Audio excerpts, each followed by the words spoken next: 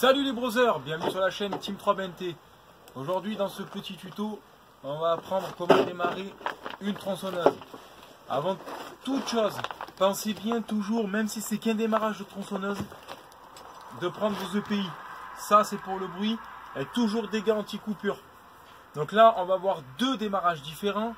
On va voir dans un premier temps une style où il n'y a pas besoin de membrane d'amorçage et une McCulloch où il y a besoin d'une membrane d'amorçage. Tout de suite, on passe au démarrage. Avant de démarrer ce tuto, je vais vous montrer sur quel modèle nous allons le faire justement.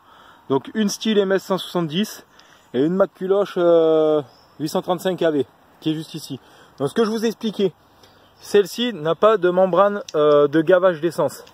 Donc tout le système de démarrage se trouve ici. Ici, vous avez une membrane de gavage d'essence. Nous allons commencer par la MS 170 de chez Stihl. Alors, dans un premier temps, vous allez enclencher votre poignet et descendre le petit bitonio qui se trouve ici. Là, vous êtes en position starter. Je vous fais un démarrage et je vous explique. C'est bon, ça filme? Donc avant de démarrer, si vous êtes droitier, je prends ma tronçonneuse, je la mets dans ce sens-là. Ok? Pour le démarrage, je viens tout simplement caler mon pied en intérieur de poignet. C'est une pure sécurité. Je viens positionner ma main sur la poignée. Ensuite, je viens attraper mon lanceur et j'attaque. Je monte doucement et je donne des à-coups. La tronçonneuse va démarrer et va caler, comme vous avez pu constater. Donc, ce que vous allez faire, c'est que vous allez tout simplement mettre un coup sur la poignée et remonter le bitonio sur le premier cran. Donc start, vous refaites l'opération, vous recalez votre pied, vous positionnez votre main, vous plaquez votre tronçonneuse bien comme il faut au sol et vous refaites le même geste au niveau du lanceur.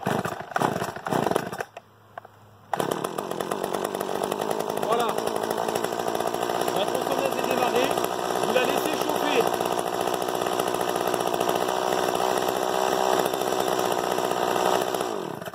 Je coupe. Une fois que votre tronçonneuse est démarrée, hop, donc je fais style qu'elle est démarrée. Quand on manipule une tronçonneuse pendant le transport, ici, je viens pousser vers l'avant. La chaîne est bloquée, elle ne peut plus tourner. Ça, c'est une sécurité. Pendant la coupe, hop, vous remettez la chaîne en mouvement, ce qui vous permettra de pouvoir couper. Je recommence l'opération de plus près. Je viens mettre ma tronçonneuse sur start, comme ici. Je plaque mon pied, je plaque ma main et je plaque ma tronçonneuse au sol. J'attrape mon lanceur et je démarre ma tronçonneuse. Là, elle peut être actionnée. Si je mets le bloc vide, je vais appuyer, il ne se passe rien.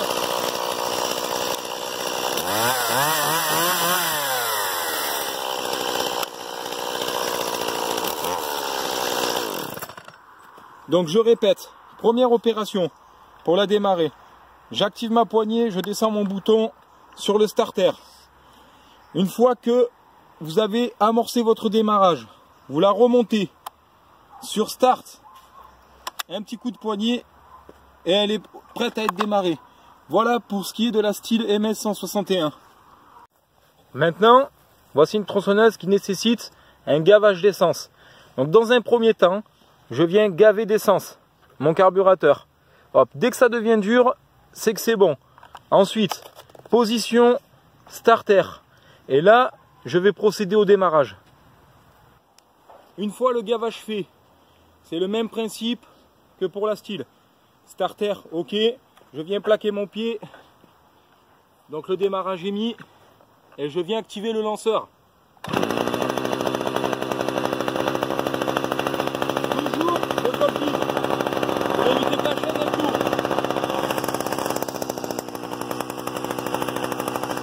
En action.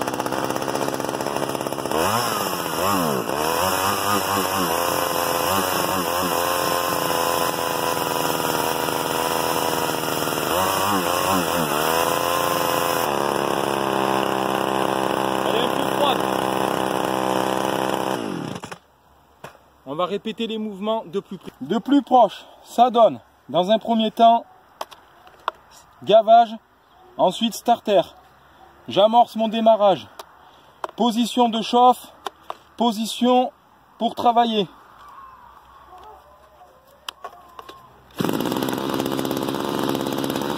Pareillement, pour la manipulation, par sécurité, je mets mon bloc guide.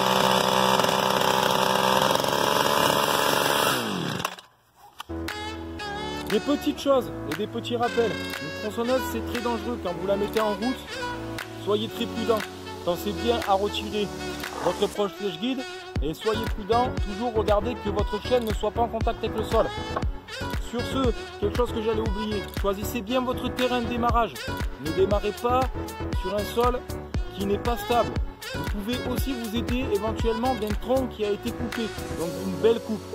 Une chose aussi importante, si ça peut vous rassurer, vous pouvez faire le même démarrage, donc c'est-à-dire en mettant le pied dans la poignée, en plaquant votre main ici et en posant le genou au sol. Ça apporte de la stabilité.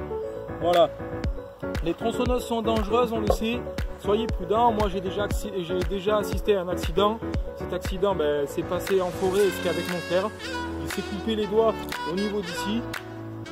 Une tronçonneuse, on ne peut pas dire ça coupe, ça hache. Donc soyez prudents. Dans un prochain tuto, on va apprendre à s'en servir, donc à manipuler la tronçonneuse. Je ne suis pas bûcheron de métier, je suis un simple amateur. Mais avec le temps, j'ai quand même une petite expérience qui me permet d'abattre des arbres comme il faut, de les élaguer et de me servir des tronçonneuses en toute sécurité. 90% des accidents ont lieu par un manque d'attention, c'est toujours des accidents cons, et le manque de TI. Toujours, pensez à prendre des gants anti-coupure et des pantalons anti-coupure. Si vous n'avez pas de pantalon anti-coupure, doublez éventuellement votre pantalon. Travaillez toujours avec des manches longues, le casque anti-bruit et les lunettes. En espérant que ce tuto vous ait fait plaisir, c'était Zinox sur la Team 3BNT. On se dit à très bientôt. Ciao, ciao.